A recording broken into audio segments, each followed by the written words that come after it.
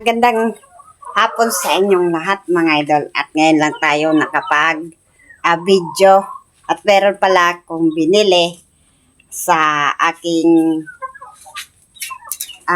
may partner na inahin at yan o yung aking palahi na yung kapatid ni Brasback at ang gagawin ko mga idol ay ay binili tayo na injectable na at ayun, yung gamit natin.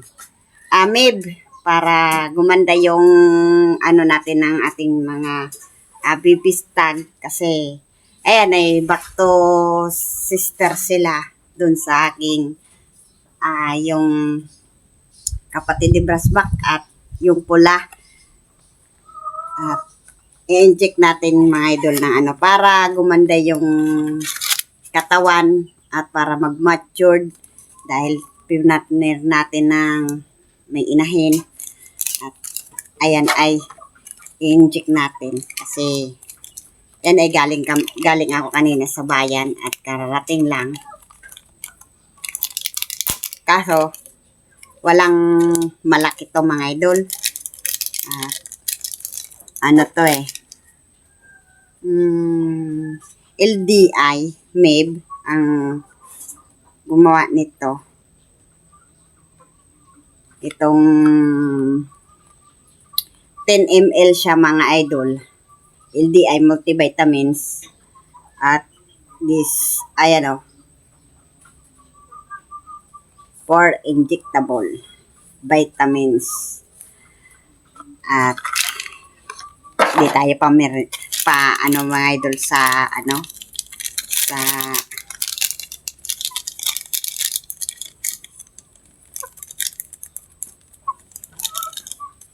kasi napakaganda to mga idol. Tong pwede rin to mga idol sa sa pag nagbe-bread sa ating inahin tapos sa ating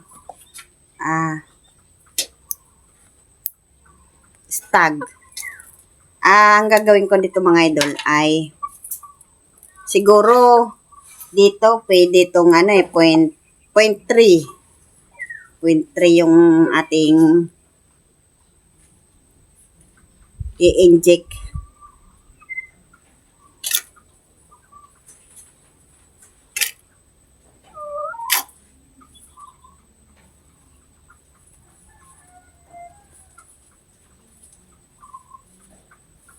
Andali. At hindi tayo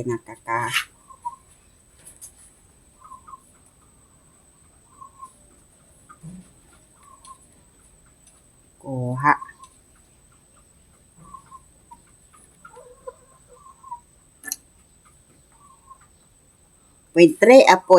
Pwede ng 0.4. Ayan mga idol At tapos kukunin ko lang mga idol.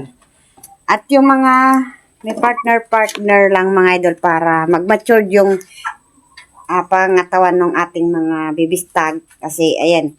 At ito At inalis ko si Brasback at yung kapatid na naman yung nilagay ko dito. Tapos yung isa din ito, injikan din natin yan. Tapos, ayan, yung isa, yung dati mga idol pula yan yung yung nilagay ko dyan. At balik kapatid naman niya yan mga idol. At yan ay injikan din natin yan. Ayan. Ayan. Para mag-mature yung tignan yung ating pipistag. At dito muna yan mga idol.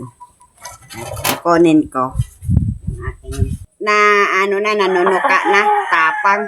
Ayan mga idol At yan ay yung kapatid ni Brasback, yung aking mga inalagaan at napakaganda. At injikan natin. At nanunuka na siya mga idol.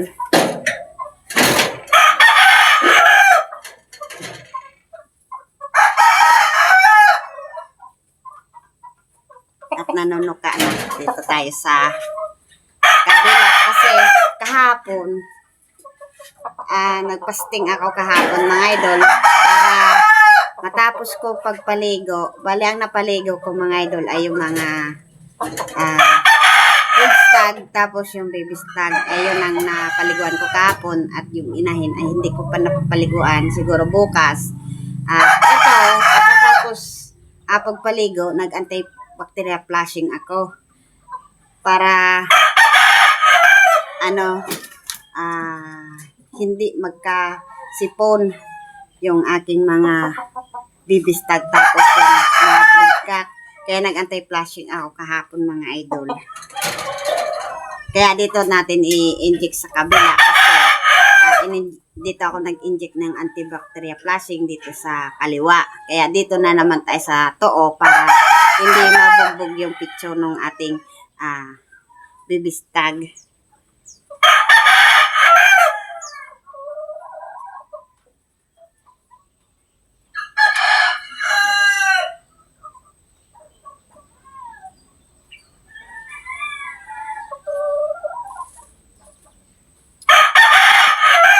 Ayun, na-injikan na natin.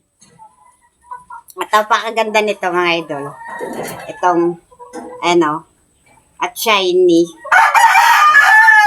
Kita nyo mga idol. At napakaganda. At future broodcock to mga idol ito. At nandun to sa likod. At ito ay kapatid ni Brasco. At injikan ko ng MIB. Kasi ito sabi ni Junior para mag-matured yung natin, baby stag. Kasi ito ay kapatid naman. Kumbaga sa pag nagbe-breed kami mga idol, bakto nanay, bakto sister, ganyan. Ang nanay, ibabalik na naman sa tatay. Yung anak, ibabalik na naman sa nanay. Ganon kami mga idol, mag-breed. At ito. At buti, napalaki ko ng maayos. Yun nga, nung nag-vaccine kami ng microplasma at ayun ay nag-stress sila dahil 2 buwan ata yun bago ito naka-recover itong pag-vaccine namin. At nung ginawa ko ay ako ng dugpod para bumalik yung kanilang pangatawan kasi parang bumagsak nga yung kanilang katawan dahil doon sa vaccine, dahil na stress. At ngayon naman na 23 na mag-start na naman ako magpurga. Kaya hindi tayo nakapag-update mga idol dahil ayun nga, nung sunod-sunod kasing ulan dito, siyempre, at hindi tayo nakapag-video at now lang tayo nakapag-update sa ating mga alaga. At yun ay nag-inject naman ko dito sa aking baby stag at tita nyo mga idol. At ayan ibig sabihin pag ganito mapula yung ating alaga, ibig sabihin healthy. At kung gusto niyo mapaganda ang inyong alaga, dapat kailangan natin mag-maintain ng purga para ay yung mga kinakain nila na nutrition para hindi makinabang yung bulate sa binibigay natin na halimbawa mga multivitamins or yung mga mayaman sa protein para hindi makinabang yung bulate. Kasi yun ang bulate ang makapagpapayat sa ating mga laga dahil pag hindi natin napuksa yung bulate at makikita nyo mga idol, nangingitlog yan sa bituka nila at dumadami at maapektuhan yung puso at kita nyo maangayayat ang inyong mga alaga kahit gusto nyo na pagandahin yung katawan nila tapos gusto nyo bulto yung katawan at hindi naman natin na gagawa yan na gusto natin pagandahin dahil ay yung bulate ang nakikinabang. Ibig sabihin yung bulate ay gumaganda doon sa loob ng tiyan ng ating mga alaga. Kaya ayan mga idol. At hindi ko na pinakita sa inyo kung paano mag-inject dahil ito ay ibabalik ko na naman to. Itong baby stag ko. Basta yung may partner lang mga idol yung aking injekan. At kung may matira kasi isang bote lang kasi yung binili ko. Kung ano lang yung ma-i-inject natin at yun na yun. Kaya ang presyo nito mga idol. At hindi ako endorse ha. At ito lang yung ginagamit ni rin dati pag nagbe-braid or si daddy nag-inject nito. At ako, first time ko lang ito mag-inject kasi sinabi sa akin ni Junior na bumili ako. At ito ay itong 10 ml mga idol, nasa 310 to. 310 pesos. Kaya ayan o. Wala naman itong malaki mga idol. Ito lang yung maliit lang. Kaya ayun, nag-inject tayo sa ating dito at ininix ko rin tong dalawa.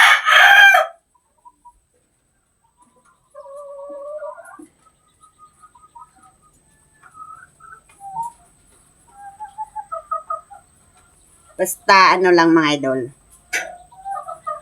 Pwede naman na pag maganda naman yung pag broadcast na pwedeng 0.5. Ito ay pwede din 3 ml. Ay ining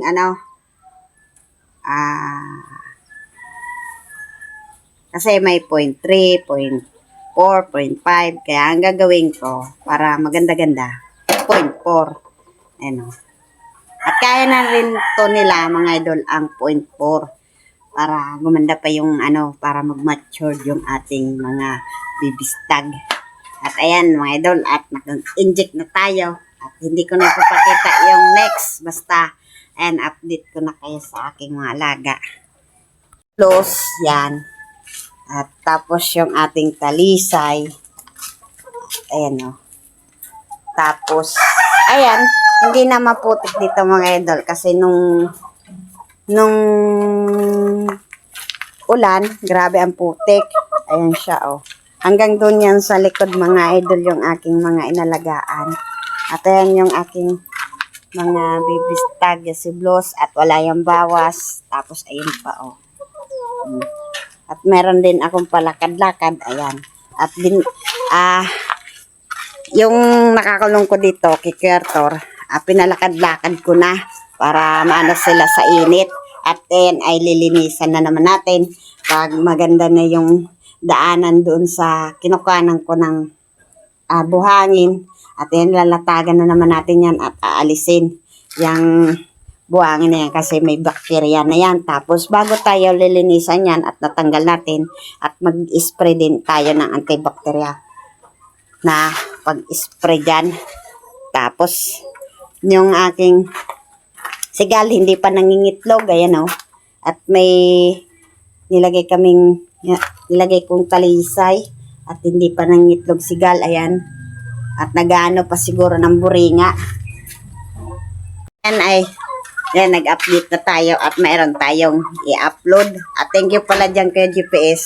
Kahit na hindi na ako nakapag video kasi nung maulan nga, hindi ako nakapag video kasi nag-isa lang akong mag-asikaso nitong aking mga alaga. Tapos thank you pala dyan sa comment.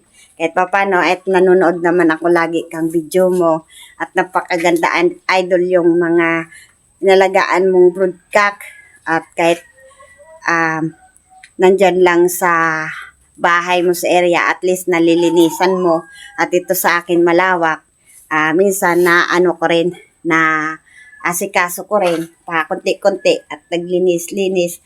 At ngayon ay nagpakita na si Haring Araw. Sana tuloy-tuloy na yung hindi na umulan at tuloy-tuloy na yung init para makapag-continue tayo paglinis, pagwalis-walis hanggang doon sa likod bahay namin. At tapos doon sa may breedingan at may nilagay kami doon na bangkas yung binigay dito sa amin. Bale, yung galing dito sa amin na dalawang talisay na asil din at binigay doon ni No Junior doon sa kaibigan niya at may pinalit din na bangkas. Ilang beses na rin yung nanalo. Ang pagkaintindi ko, 2 wins ata o 3 wins, ganyan. At binigay dito sa amin, yun nga, pagbigay dito sa amin, at binartolina ko muna, tapos pagka Bartolina at pinainom ko ng pamurga para ma-wash out yung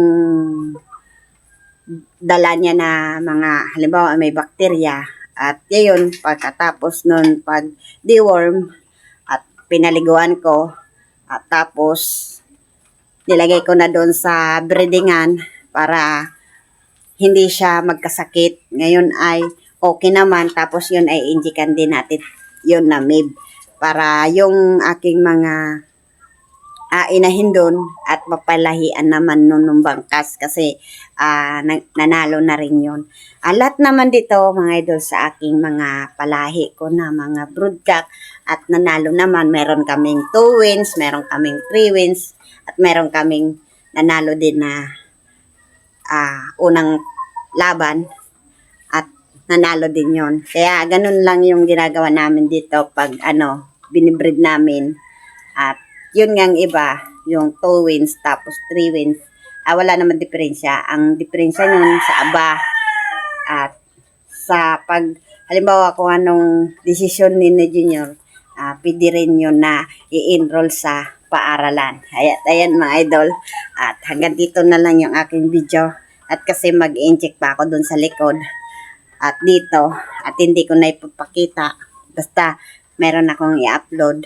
At bago tayo magpapaalam, at kung bago ka pa lang sa aking channel, at please like and subscribe naman dyan sa aking munting channel at para lagi kayong update sa aking video.